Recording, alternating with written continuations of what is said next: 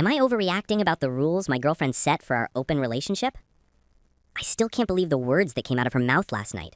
We were sitting on the couch, just the two of us, when she looked me dead in the eyes and said, "If we're gonna do this open relationship, here are the rules. You can't sleep with anyone I know, you can't bring them to our apartment, you can't go on actual dates with them, and you can't sleep with the same person more than once. But for me, I'll do things a little differently. I want to keep my options open." I froze. It was like a bucket of ice water dumped on me. Her face was so calm, like she had rehearsed it. Meanwhile, my head was spinning. It wasn't just the rules, it was the way she separated herself from me, giving herself freedoms I didn't have. I wanted to scream, but instead I just sat there with my chest tightening, trying to process. The thought hit me like a hammer. Am I overreacting, or is she already planning something behind my back? And that's when she dropped the real bomb that made my stomach drop so hard I thought I'd throw up. When we first started dating, I never thought we'd be here. Back then, she was sweet, almost shy. I was the one who asked her out, the one who pushed for movie nights and late night talks. She'd blush whenever I complimented her. For months, we were inseparable. We did everything together. Groceries, workouts, even laundry. People used to call us that couple who couldn't stay away from each other. But somewhere around our second year, she started changing. At first, it was small things. She wanted more nights out with her friends. Then she wanted to go clubbing again, something she hadn't done since we got serious. I didn't complain. I told myself she just needed space. But then she started bringing up open relationships as a joke. We'd be watching TV and she'd laugh at some scene where a couple was with other people, then say, "Maybe we should try that someday." I laughed it off the first few times, but deep down, I hated the idea. The jokes turned into casual conversations, then casual conversations turned into debates. She kept saying monogamy was unnatural, that people weren't meant to be with just one partner forever. I pushed back, but she was persuasive. She always is. I remember one night she hit me with, "If you really loved me, you'd let me explore this side of myself without feeling threatened. Isn't love about trust?" That sentence dug into me like a knife. I didn't want to lose her. I didn't want to be the insecure boyfriend. So, against my gut, against every instinct in me, I agreed to talk about opening up our relationship. At first, it was just theory. She said she didn't want to actually act on it yet. But over the next few weeks, I noticed her texting late at night, smiling at her phone. When I'd ask who it was, she'd say, "Just a friend." That's when I realized she wasn't waiting. She was already laying the groundwork. Still, I kept my mouth shut. I didn't want to seem controlling. I told myself maybe I was imagining things. Maybe she was just excited about attention but wouldn't actually cross a line. Then came last night. She sat me down like we were about to sign a contract. She had rules written in her phone. Rules for me. Strict, suffocating rules. Rules that basically meant I could never actually enjoy this so-called open relationship. And for her, looser rules, more freedom, no restrictions. I kept staring at her, waiting for her to laugh, to say it was a prank.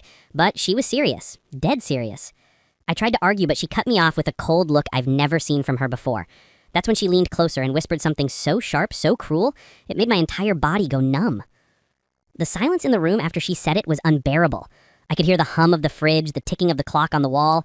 My throat went dry, my hands started to shake, not because I was afraid of her, but because I couldn't believe she just said that to me.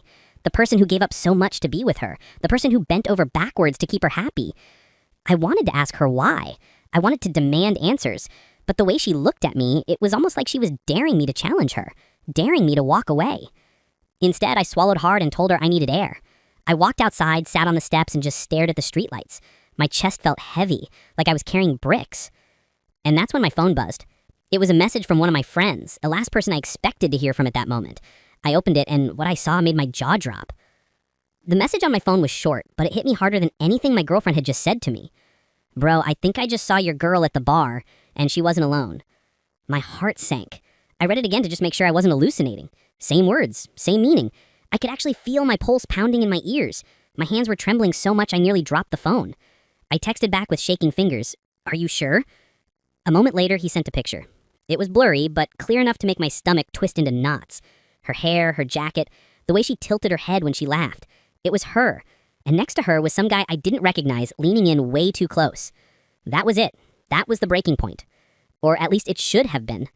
Instead, I just sat there, staring at the photo like it was going to explain itself. I couldn't move, couldn't think. All I could do was feel the sick mix of rage, fear, and humiliation crawling under my skin. I didn't confront her right away. Part of me wanted to storm back inside, slam the phone down in front of her, and demand answers. But another part of me, the weaker part maybe, was terrified of what she'd say. So I slipped my phone back into my pocket, forced myself to take a deep breath, and walked back inside like nothing happened. She was still on the couch, scrolling through her phone. She didn't even look up when I came in. No guilt, no shame, just calm, like she hadn't been caught red-handed a few minutes ago. "Feel better?" she asked casually, as if my world hadn't just been ripped apart outside. I nodded slowly, pretending to sit down, pretending to be okay. Inside, I was screaming. For the rest of the night, I barely spoke. I just nodded and smiled at the right times while my mind spun in 1,000 directions. Was she already cheating? Was this open relationship just her way of making it legitimate after the fact? And the worst thought of all, was I the fool who let it happen because I didn't want to lose her? The next day, I tried to go about my routine like normal. I went to work, I answered emails, I even laughed at a joke a colleague made, but inside, I felt like a robot. My body was moving, but my brain was somewhere else, replaying everything over and over again. When I got home that evening, she was already there. She had cooked dinner, something she rarely did anymore. The table was set, candles were lit. She greeted me with a kiss on the cheek, acting like everything was perfect. I wanted to throw the photo in her face right then, but a twisted part of me needed to wait, needed to see how far she'd go with this act before she cracked. So I sat down, ate the meal, forced small talk, and all the while the picture burned in the back of my mind. After dinner, she leaned back in her chair, crossed her arms, and smirked at me. "So," she said, "have you thought more about the rules?" My blood boiled. I wanted to explode, but I clenched my jaw, held it all in, and simply said, "Yeah, I've been thinking a lot." Her eyes sparkled like she had already won.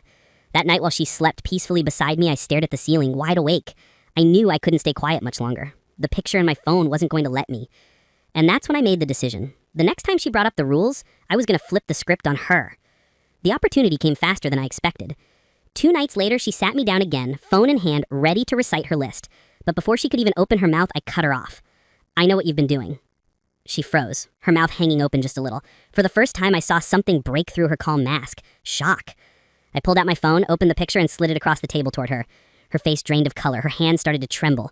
And then she said something I never expected, something that made my blood run cold and left me questioning everything I thought I knew about her. She didn't even blink. After staring at the photo for maybe 3 seconds, she slid the phone back toward me, looked me dead in the eyes, and said, "Yeah, and what about it? That's exactly why I set the rules." My heart dropped. I expected denial. I expected tears. I expected her to at least pretend she wasn't guilty. But this was something else. I leaned forward, my voice cracking. "So you admit it? You've already been seeing other guys?" She crossed her arms, smirk tugging at her lips like this was some kind of game. "Don't twist it. I told you from the start that I needed this, that I didn't want to feel trapped. You agreed we'd talk about opening up, so I went ahead and tested the waters." I slammed my hand on the table so hard the dishes rattled. "Behind my back, before we even agreed to anything?" Her expression hardened. "Don't act brand new. If you're so upset, maybe this arrangement isn't for you. But me? I'm not going to stop just because you're too insecure to handle reality." Her words sliced through me like glass. Insecurity. That was her favorite weapon, turning my pain into a flaw, making me feel small whenever she crossed a line. For the next hour, we argued, voices raised, accusations flying. At one point, I asked her straight out if she loved me. She didn't answer right away. She just stared, silent, her jaw tight, like the question itself was an inconvenience. Finally, she muttered, "Of course I do, but love doesn't mean ownership." That was the lowest blow yet. I sat back, drained. My chest ached, my head pounding like a drum. Every part of me wanted to walk out right then and there, but another part, the part that remembered our laughter, our late nights, our first kiss, clung desperately to the hope that maybe this was just a phase. Maybe she was just confused. Maybe I could save this. So instead of leaving, I lowered my voice and asked, "What if I said I can't do this? What if I said I need us to be monogamous?" She leaned forward, her eyes cold, and whispered, "Then you're choosing to lose me." The silence that followed was unbearable. My throat felt like it was closing. She didn't even look guilty. She looked like she was daring me to call her bluff. I didn't answer. I couldn't. My mind was spinning too fast. For the next few days, I tried to avoid the topic. We lived like strangers under the same roof. She went out more often, always dressed up, always coming back late. I stopped asking where she was going, stopped checking her phone, stopped trying to reason with her. But the distance only made the tension worse. I couldn't eat. I couldn't sleep. Every time my phone buzzed, I jumped, terrified it would be another friend sending me a photo of her with someone else. One night, I went for a walk just to clear my head. And as I passed by a little cafe, I saw her, sitting at a table by the window. Not alone. The same guy from the photo. They were laughing, leaning close, like they'd known each other forever.